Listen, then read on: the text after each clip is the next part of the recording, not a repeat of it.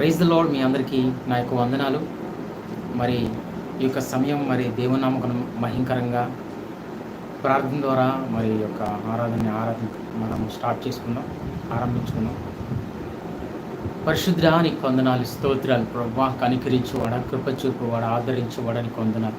ఇదిగో ప్రభా నాయన, ఇదిగో నా తండ్రి ఈ లైవ్లో ఎంతమంది అయితే మరి నాన్న చూస్తున్నారో అయా నా తండ్రి వారి ప్రార్థన మీరు ఆలకించమని అడుగుచున్నాను. అయా నా తండ్రి నాయన ఈరోజు వాకింగ్ కొరకు నాయన నువ్వు ఎంతమందిని అయితే సిద్ధపరిచావు, నువ్వు ఎవరితోనైతే మాట్లాడాలనుకుంటున్నావో వారిని లైవ్లోకి మీరు తీసుకురండి ప్రభా. వారితో మీరు మాట్లాడండి ప్రభా. అద్భుతాలు జరిగించి వారి జీవితాల్లో ఆశ్చర్యకార్యాలు జరిగించండి ప్రభా. నీ కృప మెండుగా వారి పైన దిగిరానివ్వండి. వారు ఎటువంటి స్థితిలో ఉన్న ప్రభా ఈ వాక్యము ద్వారా ఆదరణ పొందుటకు నాయన సహాయం దయచేయి. అలాగే ప్రభా పాట ద్వారా నైనా మేము నైనా పాటలోనే మీరుండి సహాయం దయచేయి. నీ నామాన్ని మహింపరచుకోమని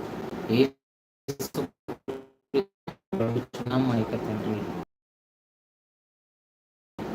థ్యాంక్ యూ ఫ్రెండ్స్. నువ్వు చేసే ఇల్లుకు నువ్వు చూపిన కృపలకు అని పాటను పాడుకుందాం. నువ్వు చేసిన మేళ్లకు, నువ్వు చూపిన కృపలకు, నీవు చేసిన మేళ్లకు, నువ్వు చూపిన కృపలకు వందనం యేసయ్యా, వందనం యేసయ్యా, వందనం యేసయ్యా, వందనం యేసయ్యా, వందనం యేసయ్యా, వందనం యేసయ్యా, వందనం యేసయ్యా, వందనం యేసయ్యా.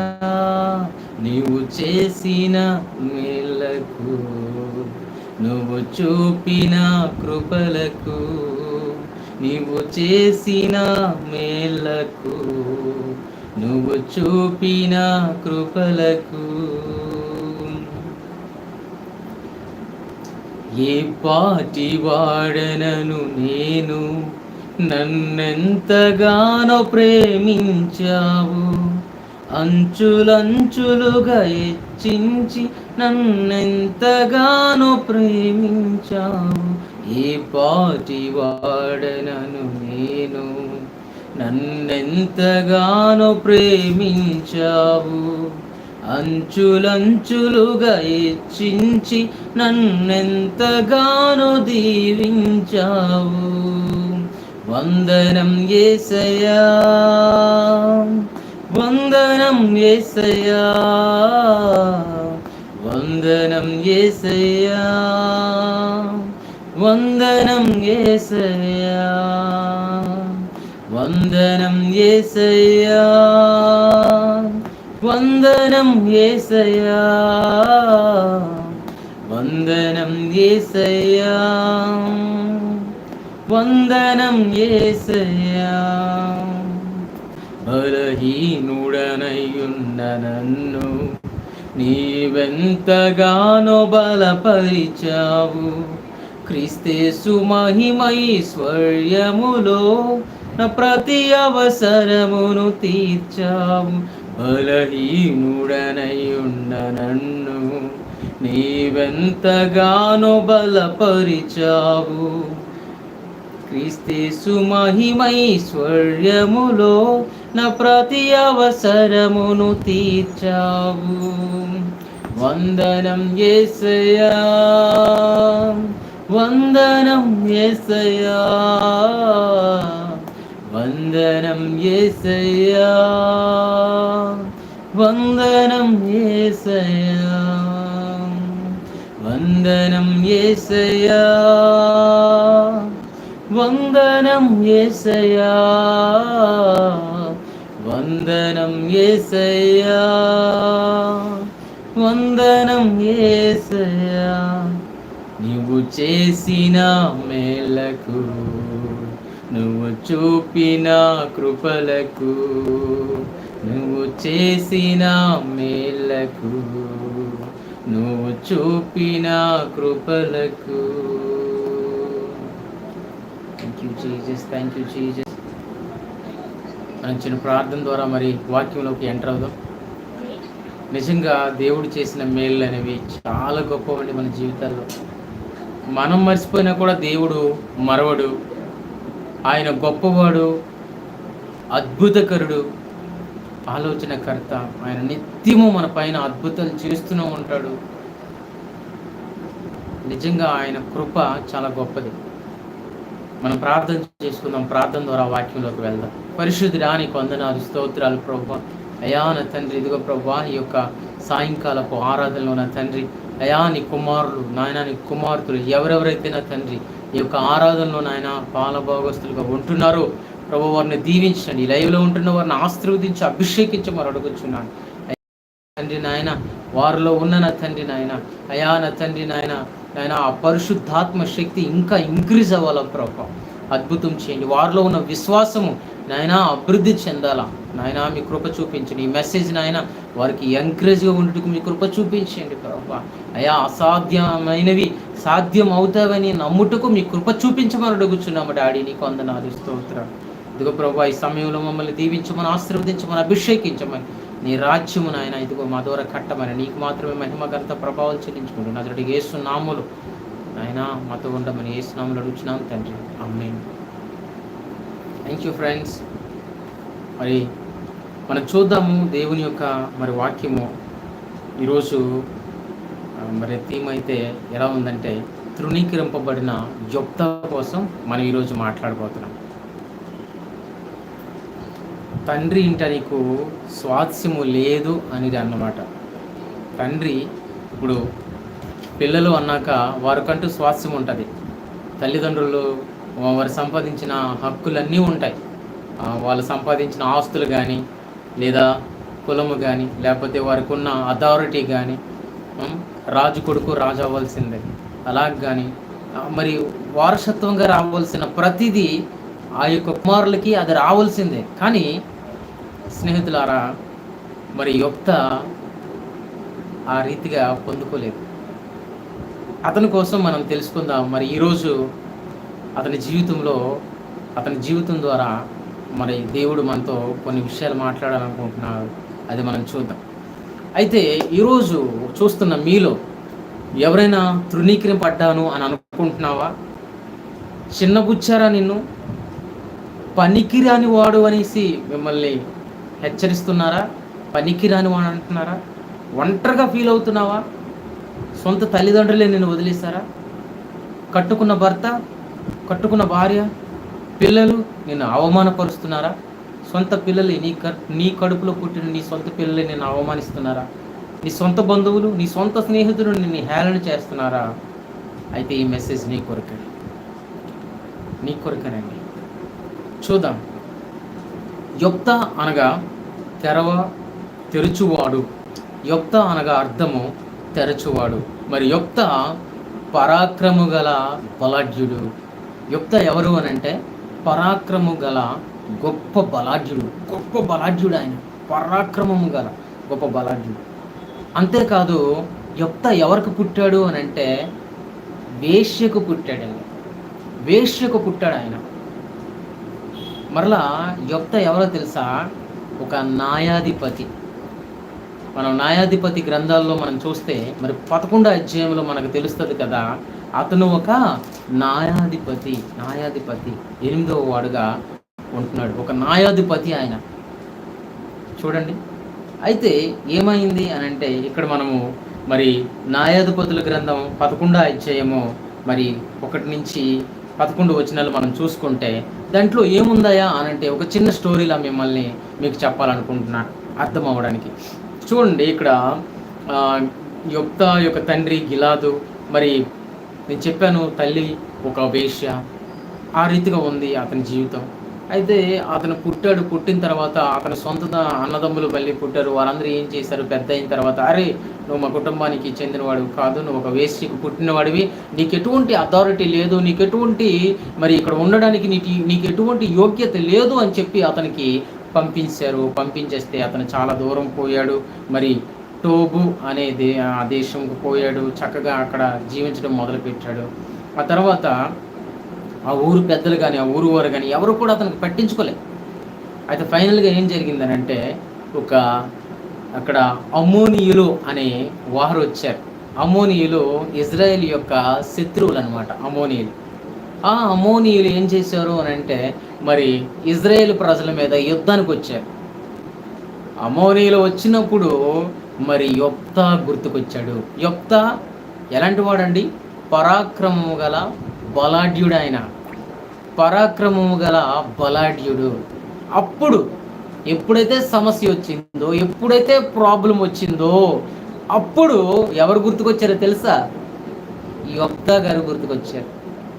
యొప్తా మరి ఆ న్యాయాధిపతి, దేవుని చేత మరి ఎన్నుకోబడిన వ్యక్తి.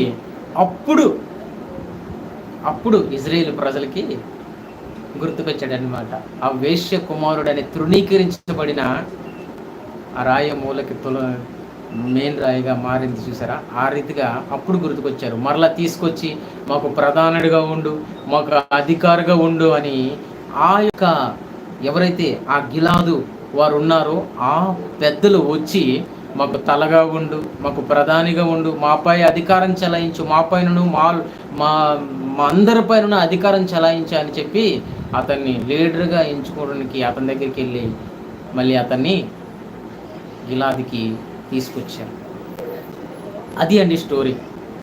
అయితే దీని ద్వారా మనం ఏం నేర్చుకోవాలో, మరి దేవుడు, పరిశుద్ధాత్మ దేవుడు తన ప్రారంభం ద్వారా తను ఏం మాట్లాడాలనుకుంటున్నాడో మనం చూద్దాం. ఒకసారి మరి ఈ రీతిగా చూద్దాము. మొదటిగా మనము మరి తృణీకరింపబడిన యొప్తా, అతని కోసం మనం చూద్దాం. తృణీకరింపబడ్డాడు. ఏ రీతిగా తృణీకరింపబడ్డాడు, ఎందుకు తృణీకరింపబడ్డాడు, దానికోసం చూద్దాము. మరి జడ్జెస్ 11:1-3, జడ్జెస్ 11:1-3 అతని కోసం మనం చూద్దాము. తృణీకరింపబడిన యొప్తా కోసం మనం చూద్దాం. అయితే 11వ అధ్యాయము 1-3 వచనం మనం చూద్దాము.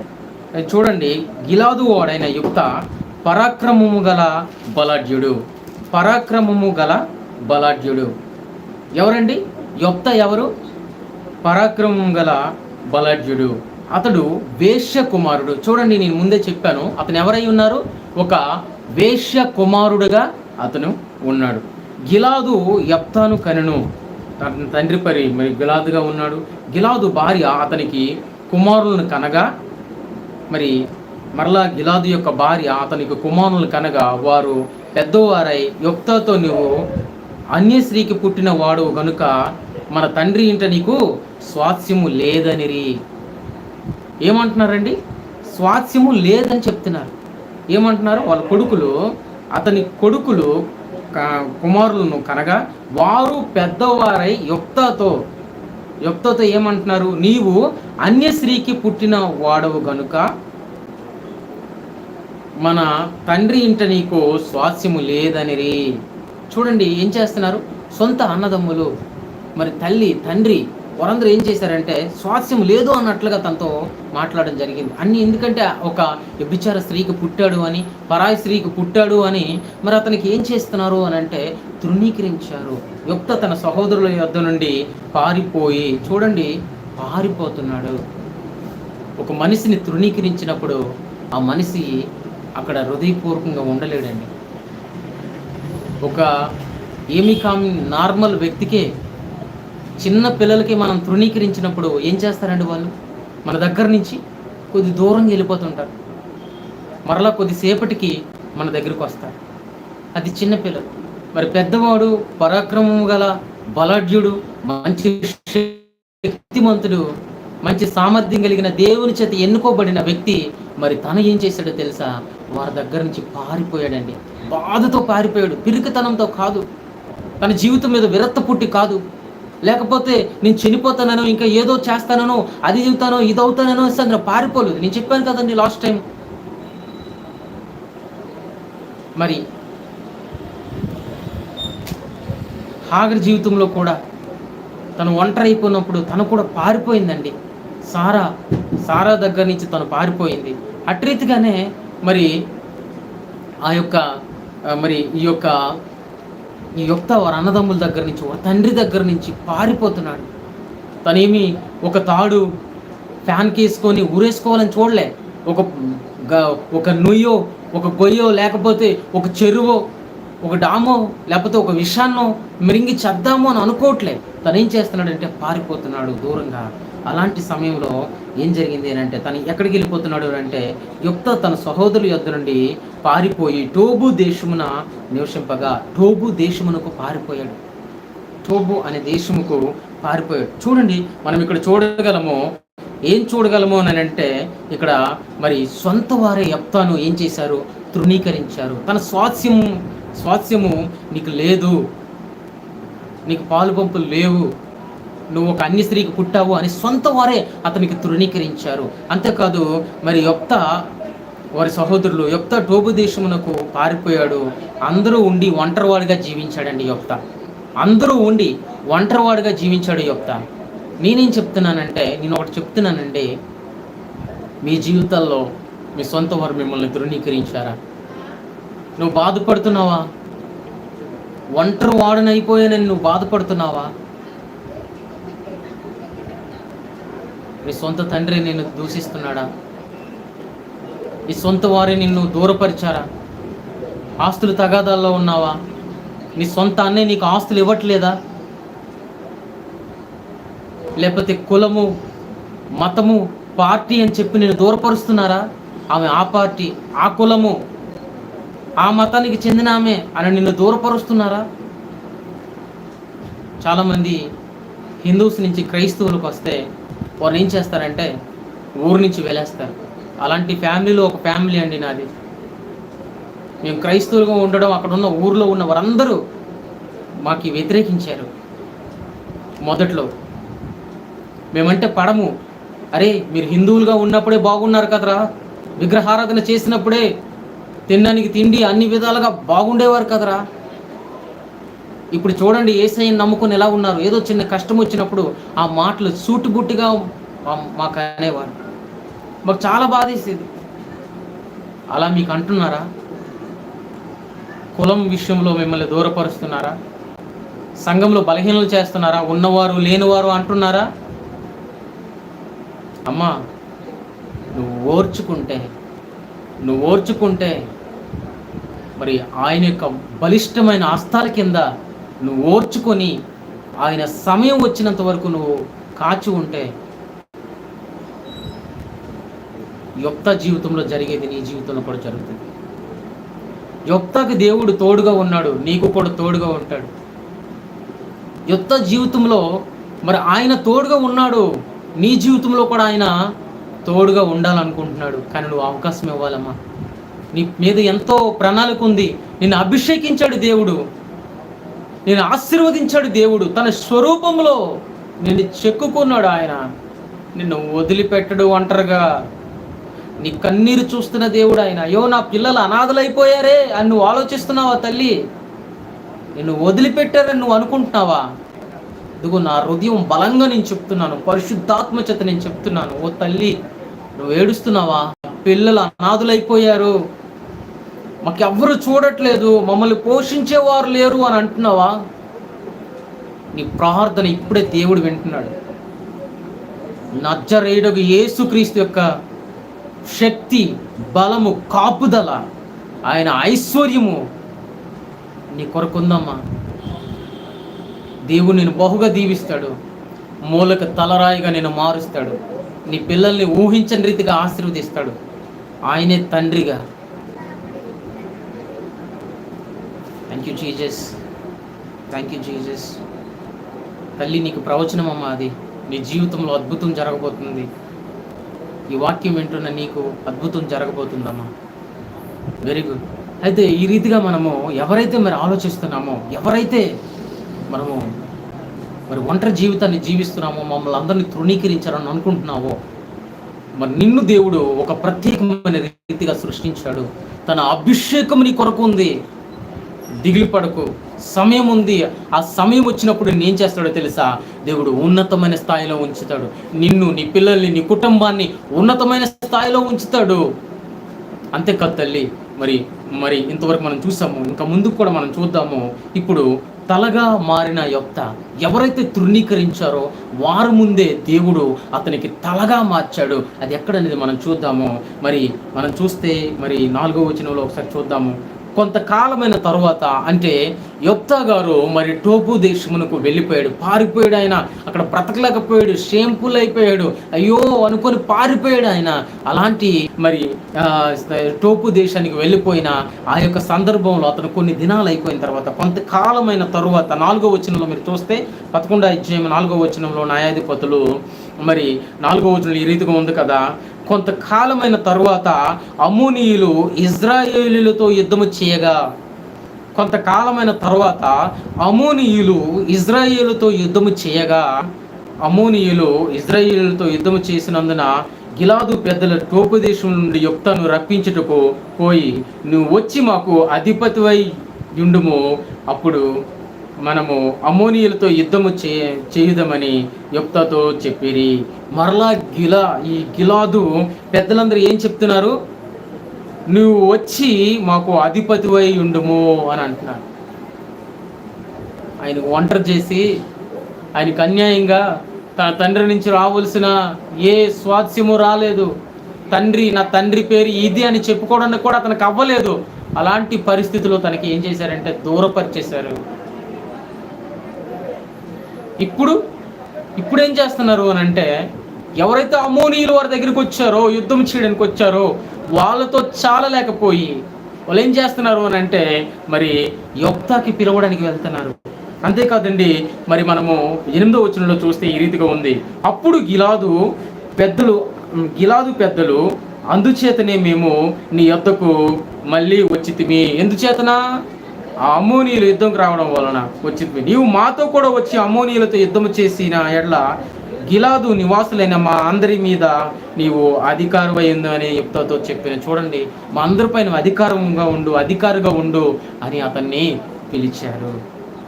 అంతేకాదండి, మరి నేను మీకు ప్రధానం ఉందినా అనేసి 9వ వచనంలో అడుగుతున్నాడు. మరి 10వ వచనంలో ఇలాగంటున్నారు కదా వారు, గిలాదు పెద్దలు నిశ్చయముగా మేము నీ మాట చొప్పున చేయుదము, యెహోవా మన అభయముల మధ్యను సాక్షిగా ఉండనని యొప్తాతో తెలియదు. యొప్తా అంటున్నాడు కదా, నిజంగానే నాకు అధికారిగా ఉంచుతారా, నాకు లీడర్గా ఉంచుతారా, నాకు న్యాయాధిపతిగా ఉంచుతారా మీరు అని అడిగినప్పుడు 9వ వచనంలో మరి 10వ వచనంలో అంటున్నారు కదా, దేవుడే మన మధ్య సాక్షి అని అంటున్నారు. మరి 11వ వచనంలో, కాబట్టి యొప్తా గిలాదు పెద్దలతో కూడా పోయినప్పుడు జనులు తమకు ప్రధానుని గాను అధిపతిగాను అతన్ని నియమించుకొనిరి. అప్పుడు యొప్తా మిస్పాతో యెహోవా సన్నిధిని తన సంగతి ఎంతయు వినిపించెను. చూడండి, ఇక్కడ అంటున్నారు కదా, ప్రధానునిగాను అధిపతినిగాను అతను నియమించుకొనిరి. ఏం చేశారు? కాబట్టి యొప్తా గిలాదు పెద్దలతో కూడా పోయినప్పుడు, ఆయన ఎప్పుడైతే మరలా గిలాదుకు వెళ్ళాడో అప్పుడు ఏం చేశారు? జనులు తమకు ప్రధానునిగాను అధిపతినిగాను నియమించుకొనిరి. అమ్మ తల్లి, యొప్తాకి ఏం జరిగింది? అవమానం జరిగింది. వెళ్ళిపోయాడు, పారిపోయాడు, దేవుని సన్నిధిలో నుంచి దూరంగా వెళ్ళిపోయాడు. యొప్తాకి వేశారు అమ్మోనీయులు. ఎప్పుడైతే సమస్య వచ్చిందో, ఎప్పుడైతే మరి యొప్తా అవసరం వచ్చిందప్పుడు, యొప్తా అవసరం వచ్చింది, యొప్తాకు వారు పిలిచారు. యొప్తా దగ్గరికి వెళ్ళి, అయ్యా నువ్వు రా, నువ్వు పరాక్రమం గల బలాఢ్యుడివి, మాకు నువ్వు ఏమై ఉండాలా? ప్రధానుడివై ఉండు, అధికారివై ఉండు, నువ్వు రా, నీ మాటే వింటామని మరి ఆ యొక్క గిలాదులో ఉన్న పెద్దలందరూ వచ్చారండి. ఒకరు కాదు, ఇద్దరు కాదు, పెద్దలందరూ వచ్చి ఏం చేశారు? గిలాదు నుంచి వచ్చి మరి యొప్తా దగ్గరికే వచ్చారు. యొప్తా ఎవరండి? వేశ్య కుమారుడు. యొప్తా ఎవరండి? పనికిరాని వాడు. యొప్తా ఎవరండి? యొప్తా ఎవరు? పరాయి స్త్రీకి పుట్టినవాడు, పనికి మాలినవాడు, ఒంటరైపోయాడు. ఎవరు ఆయన్ని ఇష్టపడట్లే, తృణీకరింపబడిన వాడు. ఇప్పుడు ఏం జరిగింది?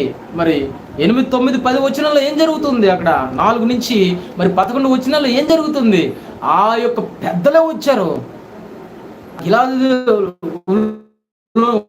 వారందరూ వారే మాకు తలగా ఉండయ్యా, తృణీకరించామయ్యా నీకు మేము, ఇప్పుడు మాకు తలగా ఉండు, మా ప్రధానిగా ఉండు, మాకు అధికారిగా ఉండు అని ఆయన అడిగారు. ఆయన దగ్గరికి వచ్చి అడిగారు. ఆయనకి తీసుకెళ్ళి ఆయనకి ప్రధానుడుగాను అధికారునిగాను ఉంచారు. అమ్మా తల్లి, నీ పిల్లలకి ఎవ్వరు లేవనుకుంటున్నావా? నాయనా, నీ పిల్లలకి నీ కుటుంబానికి ఎవ్వరు లేరు అనుకుంటున్నారా? నేను ఒంటరి వాడిని అయిపోయాను, తృణీకరింపబడ్డాను, నా మీద క్యాస్ట్ ఫీలింగ్ చూపిస్తున్నారు, పనికిరాను అని అంటున్నారు, డబ్బు లేదని నన్ను దూరపరిచారు, సంఘంలో దూరపరిచారు, సమాజంలో దూరపరిచారు. నువ్వు బాధపడుతున్నావా తల్లి? ఈరోజు నీ కన్నిటిని తుడుస్తున్నాడు దేవుడు. ఒక్క రోజు ఉందమ్మా, ఒక్క రోజు ఉంది. ఆ రోజు నేను ఏం చేస్తాడో తెలుసా? నీకే ఏం చేస్తాడో తెలుసా? నీ హృదయ వాంఛను దేవుడు ఎరిగి ఉన్నాడు. నిన్ను దేవుడు ఏ రీతిగా మారుస్తాడంటే యొప్తాలాగా ఒక గొప్ప ప్రధానుడుగాను, నువ్విస్తే వారు తిన్నట్లుగా మారుస్తాడు. నీకు దేవుడు బహుగా విస్తరింపజేస్తాడు, బహుగా ఆశీర్వదిస్తాడు, బహుగా అభిషేకిస్తాడు. దేవుడు నిన్ను విడిచిపెట్టే దేవుడు కాదు. ఆయన యందు నువ్వు విశ్వాసం ఉంచు. దేవుడిని జీవితాలు అద్భుతాలు చేయడానికి ఆశపడుచున్నాడు. ఆశగల ప్రాణాన్ని తృప్తిపరిచే దేవుడు మన దేవుడు. యొప్తా జీవితంలో ఇంత అద్భుతం చేసిన దేవుడు నీ జీవితంలో, నా జీవితంలో కూడా చేయబోతున్నాడు. నీ జీవితం, నా జీవితం ఎంతో శ్రేష్టమైనది. ఆయన స్వరూపంలో చేయబడిన వారమే. దేవుడు అభిషేకించడానికి, ఆశీర్వదించడానికి ముందుకొచ్చే దేవుడై ఉన్నాడు మన దేవుడు. యొప్తాన్ని దీవించిన దేవుడు మనల్ని దీవిస్తాడు. ఆమెన్, ఆమెన్, ఆమెన్ అని చెప్పి ఈ మెసేజ్ని మీరు రిసీవ్ చేసుకోండి. కామెంట్ బాక్స్లో ఆమెన్ అని చెప్పి ఈ మెసేజ్ని మీరు రిసీవ్ చేసుకోండి. దేవుడు ఉన్నతంగా, అద్భుతంగా నేను దేవుడు రూపింపజేయబోతున్నాడు. యొప్తాలాగా ఎప్పుడైతే యొప్తాకు ఒంటరైపోయాడు, యొప్తాకి దూరపరిచేశారు, వెంటనే ఆయన ఏ విషం తాగో లేకపోతే ఇంకెలాగో చనిపోవాలని ఆలోచించలేదు. కానీ ఆయన ఒకటే ఒక నిర్ణయం తీసుకున్నాడు. ఆయన నేను బ్రతుకుతాను, దేవుని కొరకు బ్రతుకుతాను, నేను ఒంటరైపోయినా కూడా దేవుని కొరకు బ్రతుకుతానని ఆయన నిర్ణయం తీసుకున్నప్పుడు యొప్తాకి గొప్ప అభిషేకం చేత దేవుడు నింపాడు. ఆ అభిషేకం ఏంటో తెలుసా? అమ్మోనీయులు వచ్చినప్పుడు మరి యొప్తాని ఆ గిలాదు వారే పెద్దవారే వచ్చి అతన్ని నియమించారు. ఏ రీతిగా నియమించారు అని అంటే ప్రధానుడుగాను అధికారిగాను. అలాంటి ఆశీర్వాదమును నీకును, నీ కుటుంబానికి, నీ పిల్లలకి, నీ తరతరానికి ఆ యొక్క ఆశీర్వాదము మీ జీవితంలో మెండుగా వచ్చునుగాక. ఆమేన్. మరి ప్రార్థన ద్వారా మరి ఈ యొక్క వాక్యాన్ని మరి ముగించుకుందాం. నాయన, సకల దేవదూతల చేత పరిశుద్ధుడి పరిశుద్ధుడి పరిశుద్ధుడి అని నిత్యము దేవదూతల చేత కొలవబడుతున్న మా తండ్రి, నీ నామానికి మహిమ ఘనత ప్రభావాలు చెల్లించుకుంటున్నాం. అయా నా తండ్రి, ఇదిగో నాయన ఈరోజు యొప్తా కోసం మేము చూసాం ప్రభువా. అయా నా తండ్రి, యొప్తాకి నాయన అయా అన్య స్త్రీకి పుట్టాడని, అయా పనికిరాని వాడు అని తృణీకరించారు ప్రభువా. అయా ఏ స్వాస్యము లేదన్నారు ప్రభువా. అయా నా తండ్రి, అలాంటి వ్యక్తిని ప్రభువా ఎప్పుడైతే నాయన అమ్మోనీయులు యుద్ధం కొరకు ఇజ్రాయేల్ ప్రజల మీదకి వచ్చారో, ఆ ఇజ్రాయేల్ ప్రజలే, ఆ యొక్క ఇజ్రాయేల్ యొక్క ప్రజలే, ఆ పెద్దలే వచ్చి ప్రభువా అయా నాయన యొప్తాని ప్రధానుడుగాను, అధికారిగాను, నాయన నాయకుడుగాను తనని నియమించారు ప్రభువా. అయ్యా ఈ రోజు నా తండ్రి ఎంతమంది అయితే హృదయం గాయపరిచిపడ్డారో, ఎంతమంది నాయన వ్యాధుల చేత బాధపడుతున్నారు, దురాత్మల చేత బాధపడుతున్నారు, ఒంటరి జీవితాన్ని జీవిస్తున్నారు. అయా కులము చేత వారు దూరపరచబడ్డారు. అయా మతం వల్ల వారికి తృణీకరించారు. వీరు ఆ మతస్థులు రాని మేము నాయన క్రైస్తవులకు దూరపరిచారు. అయా నా తండ్రి, ఈ రోజు నేను ప్రార్థన చేస్తున్నారు. వారు ఏ మతమైనా, ఏ కులమైనా, నాయన ఏ సంబంధులైనా నా తండ్రి వారిని దీవించు, ఆశీర్వదించు, అభిషేకించు నాయన. నా తండ్రి నాయన మీ కృప చూపించయ్యా నాయన. ఎంతో మందిని నమ్మి మోసపోయారేమో ప్రభా. వారి యొక్క హృదయ గాయాలు ఇప్పుడు మీరు కట్టమని అడుగుచున్నాను. యొప్తా వలె వారిని, వారి కుటుంబానికి, వారి పిల్లల తరతరానికి ప్రభా అయా ప్రధానుల వలె, అధికారుల వలె, న్యాయకుల వలె నా తండ్రి నాయన వారిని దీవించమని అడుగుచున్నాను. అలాగే ప్రభు ఇప్పుడు ప్రార్థన చేస్తున్నాను. ఎవరైతే అనారోగ్యంతో బాధపడుతున్నారో నువ్వు ఇచ్చిన అధికారమును బట్టి ఆ మత్తయి సువార్త 10:1-8 వచనాల ప్రకారం నజరేయుడగు యేసుక్రీస్తు శక్తి కలిగిన నామంలో ప్రతి రోగస్తులు స్వస్థపరచబడుదురుగాక. యేసుక్రీస్తు నామములో అయా బెడ్ల మీద పడిన వారు లేవనెత్తబడుదురుగాక. ఈ వాక్యం వింటుండగానే, ఈ ప్రార్థన వింటుండగానే నజరేయుడుగా యేసుక్రీస్తు యొక్క మహిమ వారి పైన వెల్లడిపరచబడునుగాక. దేవుని మహిమ, దేవుని వెలుగు వారి మీద ప్రకాశింపబడునుగాక. ఇప్పుడే దేవుని అభిషేకాన్ని రిలీజ్ చేస్తున్నాను. వారికి స్వస్థత వచ్చిన కాక, నిండైన స్వస్థత వచ్చిన కాక. ఇప్పుడే నాయన వారి జీవితాల్లో కన్ఫ్యూజ్ అయ్యి నాయన ఎటు వెళ్ళాలో తెలియని త్రోవలో ఉంటున్నారేమో, ఆ కన్ఫ్యూజన్ అన్నీ పోవాలా. అలాగే ఏ దురాత్మల చేత బాధింపబడుతున్నారో ఆ దురాత్మలు ఇప్పుడే యేసు నామములో వదిలిపోమని ఆజ్ఞాపిస్తున్నాను. వృద్ధుల మీద కానీ దురాత్మ చీకటి శక్తి ఏసునామములో వారి కుటుంబాల్లో వారి జీవితాల్లో పనిచేయడానికి వీల్లేదు. ఏసునామములు వదిలిపోమని ఆజ్ఞాపిస్తున్నాను. ఇప్పుడు ఏసునామములో అభిషేకించి ఆశీర్వదించి ముట్టమని నాయన ఇప్పుడే మీరు స్వస్థత ఇచ్చారు, నీకు వందనాలు. అనేకులకు స్వస్థపరుస్తున్నారు ప్రభు. ఈ వాక్యం వింటున్న వారందరికీ స్వస్థత ఇస్తున్నావు, నీకు వందనాలు.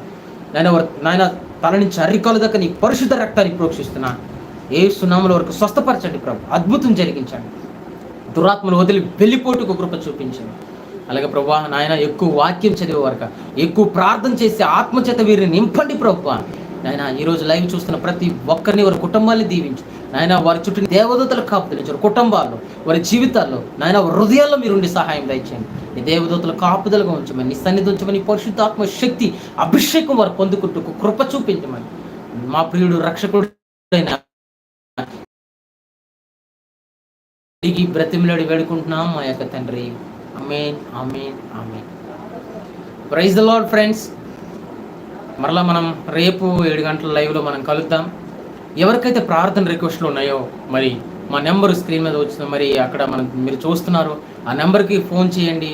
మరి అలాగే అంతేకాదు మీ ప్రార్థన రిక్వెస్ట్లు మరి స్వస్థత పొందుంటే ఆ స్వస్థతని సాక్ష్యం రూపంలో వాట్సాప్కి మరి అదే నెంబర్ వాట్సాప్కి మీరు పంపించవచ్చు. మీ యొక్క సాక్ష్యాలు మరి క్షుణ్ణంగా తీసుకొని వీడియో కింద మీరు పంపించవచ్చండి. అంతేకాదు మరి లైవ్లోకి రండి, ఎంకరేజ్ చేయండి. మరి ఈ యొక్క హెవెన్లీ ఫైర్ మినిస్ట్రీస్ ఈ సంఘాన్ని మరి దేవుడు దీవించలాగన ప్రార్థన చేయండి. ఒక మిషనరీగా మరి నేను నార్త్ ఇండియాలో చేసి ఇప్పుడు మరి ఈ స్థలానికి నేను వచ్చి ఉన్నాను. సౌత్ మరి ఇక్కడ ఆరంభం చేశాను మినిస్ట్రీని. దేవుడు పలు విధాలుగా మరి దేవుడు నడిపిస్తున్నాడు. చిల్డ్రన్స్ మినిస్ట్రీ, సంఘం మినిస్ట్రీ ఇక్కడ నడుస్తుంది. మరి కొత్తగా ఇక్కడ మేము ప్రారంభించాము. దేవుడు ఆశీర్వదించలాగన నా కొరకు ప్రార్థన చేయండి. దేవుడు నామనికి మహింకరంగా నేను జీవించలాగన మరి దేవుని రాజ్యం కట్టబడలాగన మీరు ప్రార్థన చేయండి. మీ సాక్ష్యాలు, మీ యొక్క ప్రార్థన రిక్వెస్ట్లు ఆ నెంబర్కి మీరు పంపిస్తారని నమ్ముతూ హృదయపూర్వకంగా వందనాలు చెల్లిస్తూ మిమ్మల్ని దీవిస్తూ యేసు నామములో ముగిస్తున్నాను.